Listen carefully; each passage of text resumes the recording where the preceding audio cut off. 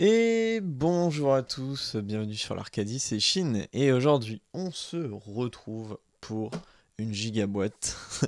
Ça fait longtemps que je vous ai pas fait une review sur une gigaboîte, mais ouais, là c'est assez conséquent. Donc on se retrouve pour une review de Return to Dark Tower, un jeu que vous avez sûrement entendu parler parce que les jeux de Lucky Duck, localisés par Lucky Duck, normalement c'est quand même, ça apparaît sur Facebook, ça apparaît un peu partout.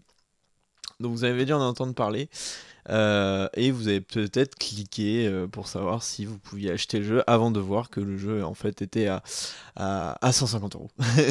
Voilà, donc bon. La vraie question aujourd'hui c'est de savoir, bon déjà est-ce que le jeu a un intérêt parce qu'à ce prix-là, ce serait pas mal quand même.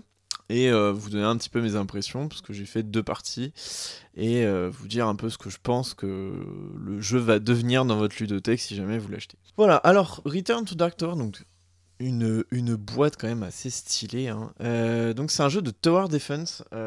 Moi je le compare pas mal à un The Loop, par exemple.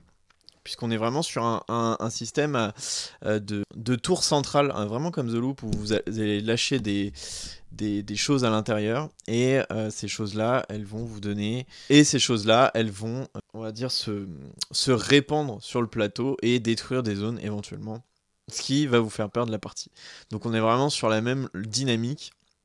Sauf que là, la principale différence est déjà, bon, à part le prix bien sûr, mais le fait que vous avez une application, en fait la tour est un élément électronique qui va envoyer les crânes, donc les choses qui vont attaquer les zones, automatiquement et de manière intelligente. Et ça, forcément, ça attire l'attention si vous aimez bien le principe du fait d'avoir vraiment un ennemi, on va dire, assez en mode intelligence artificielle. Donc voilà, donc un jeu vraiment spécifique pour le coup. Donc j'ai cru comprendre que c'était un remake d'un jeu des années 80. Donc voilà, avec le même principe visiblement. Mais là, c'est vraiment vous allez voir un objet vraiment particulier et, euh, et assez stylé d'avoir eu cette idée pour un Tower Defense. Donc on va commencer tout de suite à montrer un petit peu comment ça se passe. Donc déjà la boîte est quand même trop stylée. Alors ce qui est rigolo, c'est que vous avez les deux faces. En fait vous avez la face, bon je vais pas la retourner là parce que ça va être un bordel après, mais vous avez vraiment la face Black et la face des héros qui est juste en dessous. Donc si vous retournez, vous avez aussi Return to Dark Tower avec les héros. Et on va voir un petit peu ce qu'il y a dans cette grosse boîte, et vous allez comprendre vite que en fait la tour prend la majorité de la place du jeu. Donc ça c'est clair que faut s'y préparer.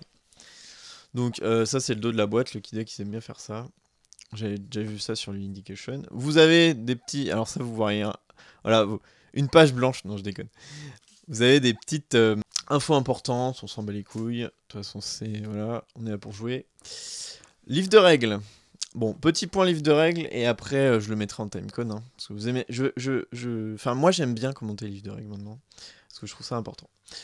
Pour le coup, très bien, très très bien, très très bon, très très bien, très très bon livre de règles. On est vraiment sur un truc court, concis. Alors c'est sûr que le jeu, vous allez voir, n'est pas très compliqué, donc ça c'est très cool. Il n'y a pas beaucoup de mechanics. Ça aurait été trop chiant de faire un Tower Defense plus lourd que ça. Et là, on a vraiment quelque chose d'assez concis et en même temps de particulièrement agréable. Donc très court et bien écrit. Non, il y a juste le système des avantages que j'ai pas compris de prime abord. En fait, vous pouvez booster vos actions avec un système. J'avais pas tout compris au début. Les personnages, donc vous avez 4 personnages dans le jeu de base. Donc vous avez vu des grandes fiches comme ça de perso, assez stylées. J'aime beaucoup petit. Alors je sais qu'il faut pas s'attarder sur le matériel pour commenter la qualité d'un jeu, mais ou le visuel. Mais moi, forcément, avec des bons visuels, ça me met de bonne humeur, hein, donc c'est plutôt cool. Un plateau de jeu. Donc ça c'est le dos du plateau. Je vous le montrerai tout à l'heure. On verra un petit peu. Je le commenterai. On a quelques figurines qui nous sont gracieusement offertes. Alors, vu le prix, je sais pas si c'est gracieux ou pas, mais ouais, ça a son impact. Donc, on a les figurines de perso et les figurines des bâtiments qui sont ici. Et on va passer à l'élément important, l'élément principal, primordial même, du jeu, c'est cette putain de tour. Regardez-moi le monstre que c'est, quoi. Regardez-moi ça. Voilà, attendez, je pense que je vais vite fait décaler la boîte. Regardez ma main. Alors j'ai des petites mains, moi. Mais regardez ma main par rapport au truc, à la taille de la tour. C'est vraiment un délire. Voilà. Donc une tour. Alors, juste pour présenter un petit peu la tour. Donc elle est full électronique, elle est connectée Bluetooth, vous avez des LED un peu partout. La tour elle est gérée, elle peut bouger à l'intérieur, etc. Vous avez comme ça des petits volets qui vont être retirés au fur et à mesure de la partie et ça va avoir plusieurs effets négatifs sur vous. Donc ça c'est pas mal d'avoir un élément interactif. Vous avez vu, vous avez ces éléments négatifs sont ici. On parlera de cette tour dans l'appréciation globale du jeu parce que j'ai un énorme commentaire à lui faire, au-delà de son aspect quand même très stylisé. C'est quand même une merveille de technologie, ça je dois dire. Pour un jeu de société, on est quand même sur un objet vraiment inédit. Mais j'ai un commentaire quand même à faire dessus qui est pas anodin.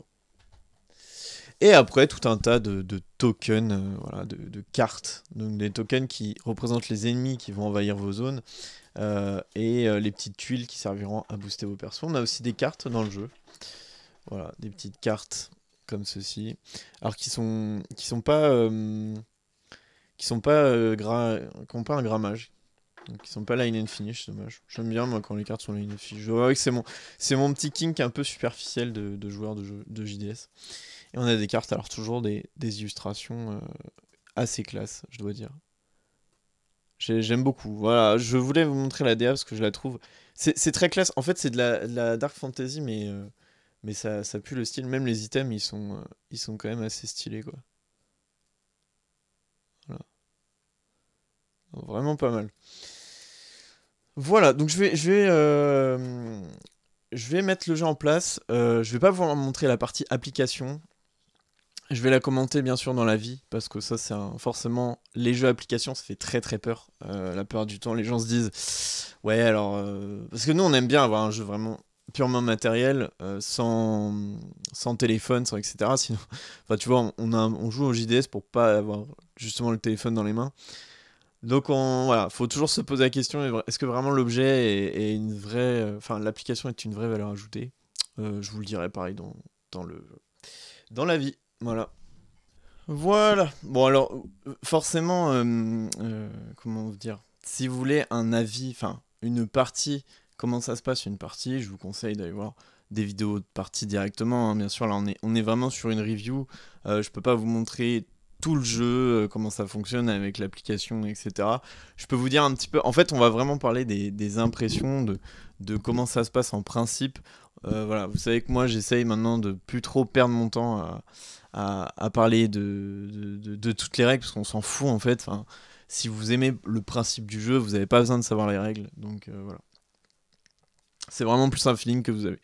Donc chaque personnage en fait, donc vous voyez la map assez stylée cette map quand même, qui a un certain cachet. Donc vous avez vu cette map, elle est découpée en régions. On est un petit peu dans le délire pandémique avec des régions, etc. Et en fait, ce qui va se passer, c'est que dans chacune de ces régions, donc ça, je vais vous expliquer la partie purement Tower Defense. Donc dans chacune de ces régions, vous avez des bâtiments qui sont ici. Donc les bâtiments, ils ressemblent à ça. Et pourquoi ils ont une espèce d'emplacement pour poser des trucs, c'est pas pour mettre votre personnage, hein, puisque en plus il rentre pas. Et ça va être plus pour mettre des crânes dessus. Donc par exemple ici la citadelle, vous allez pouvoir mettre des crânes dessus. Et ces petits crânes, la tour va vous les envoyer au fur et à mesure. Vous allez, en fait, selon les parties, elle va vous donner un certain nombre de crânes à la mise en place. Mais après, c'est vraiment, vous voyez, les petits trucs, les petits trous ici. Vous allez mettre le crâne dans la tour, ça va retomber, ça va ressortir là. Et après, vous pouvez le placer sur un des 4 bâtiments qui est présent. Là, j'en ai sorti un juste pour la démonstration. Contrairement à The Loop, sur cet aspect Tower Defense, donc vous avez toujours des zones à défendre avec un élément qui vous les envoie. Mais le truc, c'est que là, il y a plusieurs choses. Déjà, donc c'est la tour qui décide de manière intelligente où les envoyer, mais elle va pas forcément vous les envoyer. C'est-à-dire que des fois, elle va les garder de son côté et vous les envoyer d'un coup dans la gueule. Et donc, ça va être chaud. Alors, chaque zone peut contenir enfin chaque bâtiment peut contenir 3 crânes. Une fois qu'il prend le 4e, il est détruit. Et vous prenez, vous perdez, on va dire, un point de vie. Si je peux, enfin ceux qui connaissent le jeu me comprendront, mais vous perdez une sorte de point de vie. Si vous avez perdu 3, la partie est finie. Donc très important de défendre ces bâtiments. C'est un petit peu vraiment l'aspect, le cœur de la défense vis-à-vis de la tour. Donc ça, c'est vraiment la partie Tower Defense. Vous avez votre personnage pourra faire des actions pour virer les crânes des bâtiments. Et ça va être une sorte de fil directeur de se dire, bah faut pas que je me fasse déborder par les crânes que m'envoie la tour. Mais là où le jeu va un petit peu plus loin dans son aspect Tower Defense, c'est qu'il propose vraiment plus également un aspect RPG. Donc l'aspect RPG, on va dire l'aspect Landcrawler, si je peux m'expliquer ainsi, ça va être plus de se déplacer un petit peu à droite à gauche, faire des quêtes, défoncer la gueule des ennemis, parce que les ennemis, en fait, vous avez vu les petits jetons tout à l'heure, ils vont être pareil placés par l'application, et le fait de les laisser va proliférer les crânes. Donc Landcrawler, toujours avec un mix de Tower Defense où on se balade, on fait des quêtes, on tue des ennemis pour empêcher que ça empire au niveau des crânes, puisque vraiment la base de la survie dans le jeu, c'est d'empêcher que les crânes prolifèrent. C'est pareil, si vous avez une réserve de crânes, s'il n'y a plus de crânes dans la réserve, vous avez perdu. Donc ça, cet aspect-là, c'est clairement l'aspect le plus intéressant, l'aspect Landcrawler, puisque en fait, c'est complètement géré par l'application au niveau du spawn, des quêtes, des événements, de ce qui se passe un peu sur la map, c'est l'application qui gère. Mais contrairement à ce qu'on penserait au premier abord, en fait c'est assez simple, enfin c'est très rapide, on ne fait pas grand chose sur l'appli, et tout ça se fait très vite, donc on sait direct ce qu'on a à faire, c'est des objectifs assez clairs, il n'y a pas de surprise. Vous avez un aspect aussi Dungeon Crawler, donc qui est très léger, Dungeon Crawler, où il y a des donjons qui vont apparaître, vous allez vous balader dedans directement dans l'appli, puisque vous voyez qu'il n'y a pas d'éléments physiques liés au donjon. Et alors, à part juste faire apparaître l'endroit où il est, avec un petit jeton, bien sûr. Donc, et voilà, et ça va se résumer à peu près à ça, le flow du jeu. Et le but final est bien sûr d'effectuer un objectif principal qu'on aura choisi dans l'application et défoncer un ennemi principal qu'on aura aussi choisi dans l'application. C'est 2 conditions cumulatives. Donc voilà le but du jeu. Tout en, bien sûr, en défendant vos bâtiments, puisque c'est un peu eux qui sont garants de votre survie. Puisque si un des joueurs a perdu 3 points de vie, qui sont matérialisés ici par des corruptions, eh bien la partie se termine pour tout le monde, même si vous êtes plusieurs. Chaque région appartient à un joueur, donc vous pouvez jouer jusqu'à 4, mais vous pouvez jouer aussi tout seul, il n'y a pas de souci, l'appli le gère très bien. Voilà, donc voilà pour l'aspect mécanique du jeu. Après, pour l'aspect tour, donc on est, comme je vous ai dit tout à l'heure, il va y avoir des volets qui vont s'ouvrir. En fait, l'application va vous dire, bah là, virez ce volet-là, il va se passer un truc. Ça se trouve, vous allez trouver plein de crânes que vous allez lâcher au fur et à mesure du temps dedans, qui vont éjecter d'un coup. Une glyphe comme ceci là, qui va vous pénaliser vos actions, les rendre plus chères, puisque vous avez quelques ressources délimitant vos actions et vos performances en combat. Au niveau des combats, il y a eu un choix qui a été fait, c'est de faire en sorte que tout se passe sur l'application. Mais c'est un système que je trouve très cool. Donc au début j'étais en mode ouais, il y a un truc qu'on joue pas sur le plateau directement, physiquement. Mais le coup de l'appli, pour ça, est très bien géré. Vous devez gérer des cartes en fait, face cachée, vous en tirez 5 sur l'appli toujours. Et vous devez avoir les ressources suffisantes pour les gérer, en sachant que vous pouvez diminuer la puissance des cartes grâce aux divers objets, aux divers équipements, diverses choses que vous allez choper durant la partie, aux diverses compétences aussi. Chaque bâtiment, donc il y en a 4 différents, a une utilité aussi. Si vous vous arrêtez dessus durant votre tour, vous pouvez choper des objets, des équipements, des soins, etc., etc. Donc voilà, donc vous avez vu, on est sur un système quand même assez simple de jeu. Et ma foi, fallait pas faire plus compliqué pour que ce reste agréable. Et en l'état, est-ce que c'est agréable? On va le voir tout de suite. Alors, donc mon avis sur Dark Tower. Mon avis, moi, il faut que je vous parle déjà du rapport que j'ai avec les Tower Defense habituellement. C'est un peu compliqué, parce qu'en fait, si vous voulez, J'en ai essayé pas mal, j'ai essayé du Pandemic, j'ai essayé du The Loop, j'ai essayé du Keep the Heroes Out, comme si vous connaissez le jeu, qui a un KS, un jeu KS anglais qui est jamais sorti en FR. Et en fait, à chaque fois, je m'ennuie. Je m'ennuie, je n'ai pas d'émotion, parce qu'en fait, j'ai le sentiment de ne rien avoir anticipé. En fait, je sais pas comment vous dire, mais j'ai tout le temps le sentiment de devoir faire le pompier, puisque c'est un peu le principe du jeu.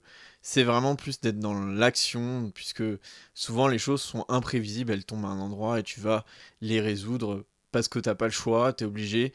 Et donc en fait, t'as pas vraiment de libre arbitre dans le jeu. Et c'est souvent ça que j'ai dans les Tower Defense comme problème. En fait, je me sens pas vraiment libre. Je me sens me dire, bah ouais, je suis obligé d'aller là parce que si j'y vais pas, je vais me faire défoncer, je vais perdre la partie. Voilà. Et en fait, la part du temps, les Tower Defense, de par leur structure très dans l'action, il faut aller éteindre le feu. Et ben en fait, c'est très répétitif. On fait toujours la même chose et on va peut-être choper des petits équipements pour un petit peu nous aider, mais c'est toujours pareil et c'est pour ça que moi c'est un style auquel j'ai toujours eu du mal de base. Et vient Dark Tower. Et Dark Tower, il n'a pas corrigé ma maladie des Tower Defense, puisque si vous prenez le jeu dans sa structure juste avec défendre les bâtiments, avec des crânes qui tombent, bah en fait on est vraiment sur la même structure de Tower Defense, un petit peu poussif. Bah ouais, on va là, on intervient là, on va là, faut enlever les crânes, nani. Mais il allait plus loin. Il allait plus loin avec deux choses. Il allait déjà avec cette tour qui, donc, outre l'aspect esthétique, donc un aspect mécanique, mais si c'était juste que ça, bah, The Loop suffirait et il est 3 fois moins cher. Mais c'est l'aspect plus tour électronique. Voilà. Tour électronique gérée par une application intelligente. Et ça, moi, j'aime bien. J'aime bien le côté, c'est l'appli qui va gérer votre partie, gérer le fun, en fonction de si vous en sortez plutôt pas mal. Peut-être calmer un peu le jeu là, mais vous envoyez la sauce après. C'est pas mal parce que il y a du rebondissement. Euh, L'objet en lui-même est assez incroyable, dans le sens où bah, la première partie que vous allez faire, vous allez vous dire, mais putain, c'est un truc de ouf. Genre, ça brille, ça fait du bruit, il y a de la musique, elle tourne, elle balance des trucs. Tu te dis, mais c'est incroyable. Vraiment, t'es choqué quand tu joues la première fois au jeu. Et, euh, et je me souviendrai, je pense, très longtemps de ma première partie où on s'est dit, waouh, c'est incroyable. Et tu sais, tu t'attends au début parce que t'as joué à The Loop justement. Tu t'attends à lâcher des crânes dedans et qu'elle les envoie. Et non, elle va les garder une fois, deux fois, trois fois, quatre fois. Et tu dis, mais putain, elle va me les envoyer un moment, mais je vais prendre trop cher. Ouais, t'as une petite tension sur ce truc-là que je trouve vraiment sympa. Euh, Là où c'est bien fait, c'est donc vous avez des choses à gérer, des événements liés à l'ennemi qui va un petit peu pourrir le plateau si vous les gérez pas, mais c'est toujours optionnel, c'est-à-dire que vous avez un donjon qui va apparaître ou un événement lié à l'adversaire, à l'ennemi principal, mais vous n'êtes pas obligé de le faire. C'est plus pour vous aider, et j'aime bien ce côté, on choisit les priorités, ce qu'on veut faire sans être trop ouais, bah là, je dois aller là parce que on a une choix, on a pas mal de choses à faire sur le plateau, et on a le choix un peu de faire ce qu'on veut. Même si bien sûr il faut défendre, mais j'ai bien aimé ce côté-là, bah, open world du truc. Ça, c'était vraiment pas mal du tout. Et, euh, et peut-être que ce jeu, voilà, va pas corriger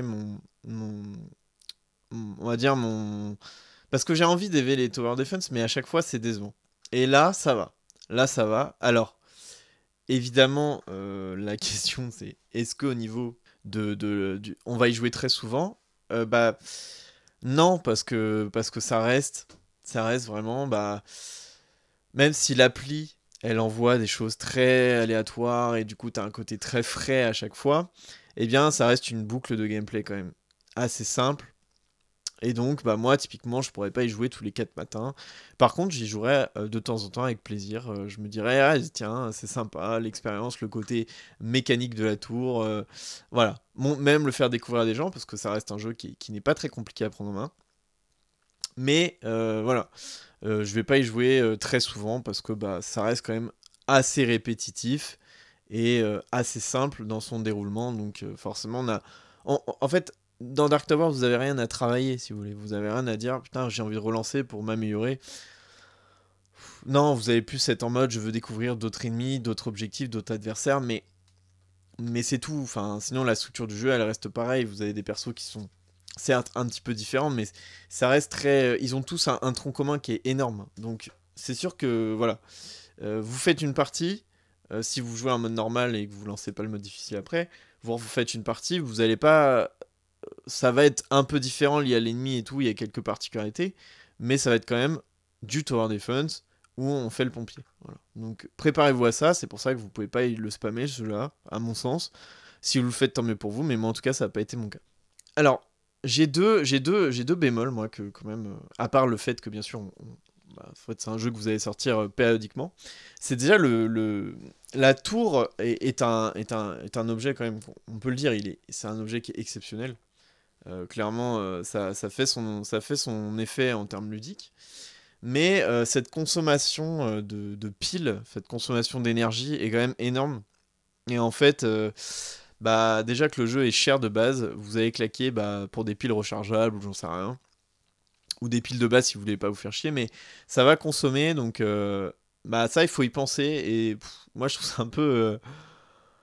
que tu dois gérer la partie technologie, c'est un peu chiant, tu vois. Genre, je sais pas comment dire, mais ça fait un peu, ouais, faut que tu charges ton téléphone avant de jouer, quoi. Bah, déjà parce que t'as l'appli, mais t'as aussi la tour où, ah merde, bah, t'es en pleine partie, imaginons. T'as pas rechargé tes piles assez, ou t'as pris des piles normales et qui sont bientôt mortes. Et là, ta truc s'arrête parce que t'as plus de piles, parce que ça suce comme jamais. Ouais, c'est un peu relou. J'avoue que bon, c'est le parti pris du jeu, mais moi, ouais, ça peut. J'avoue que sur le principe, ça peut vite me gonfler de me dire, ah, il faut bien avant de jouer, je recharge mes piles. Bon, bref. Mais le principal reproche que j'ai avec tout ça, c'est quand même le prix qui est, c'est quand même énorme. Et moi, j'ai toujours un problème en fait de demander un prix pareil avec un jeu pareil. C'est-à-dire que tu vois, moi, tu me dis, tu claques 110 balles pour Voidfall, je te dis, ok.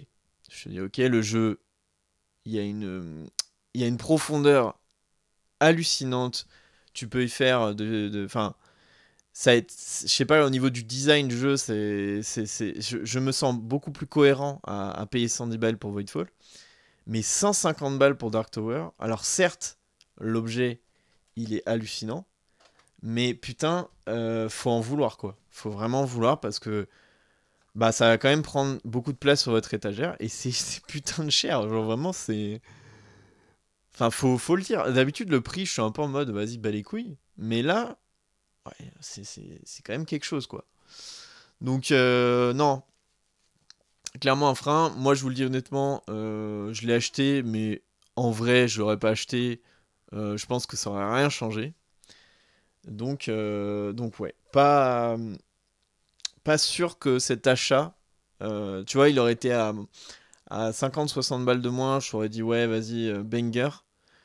Mais là, ouais, je suis pas sûr que l'achat soit. À part si vous avez le côté nostalgique, parce que visiblement, le côté jouet et tout, ça plaît. Peut-être pour le côté un peu expérience unique avec appli, machin. Mais ouais, attends, enfin, c'est compliqué quand même. Enfin, c'est très compliqué. Donc voilà. Donc le prix, non. Et puis en plus, si vous êtes. Bah moi, vous savez, j'aime bien un peu la complexité dans les jeux. L'extension qui rajoute un peu plus de complexité, bah faut rajouter encore un billet derrière de presque 50 balles.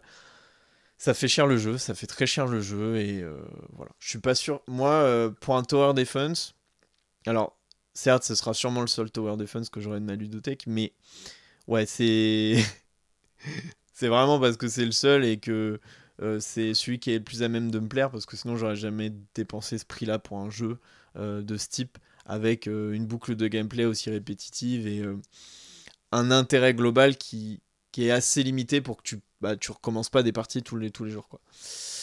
Donc voilà, donc moi personnellement, en conclusion, j'ai vraiment adoré ma partie, mon expérience, c'était tip top.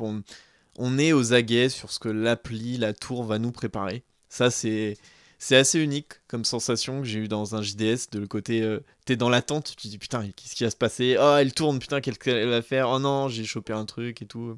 Elle m'a envoyé un million de crânes à la gueule. Ça, c'est cool. Ça, c'est vraiment une sensation de jeu que j'ai beaucoup aimé. Après, le reste, bah, ça reste dans les travers des Tower Defense. C'est-à-dire que des équipements à choper, des tours assez simples finalement. C'est pas une mauvaise chose, mais c'est vrai que la boucle de gameplay va rester quand même de la partie Tower Defense assez simple puisqu'on fait le pompier et c'est le principe de ces jeux-là. Voilà, voilà pour ma review de Return to Dark Tower. Donc, bah écoutez, n'hésitez pas à mettre un pouce bleu si jamais vous avez bien aimé la vidéo.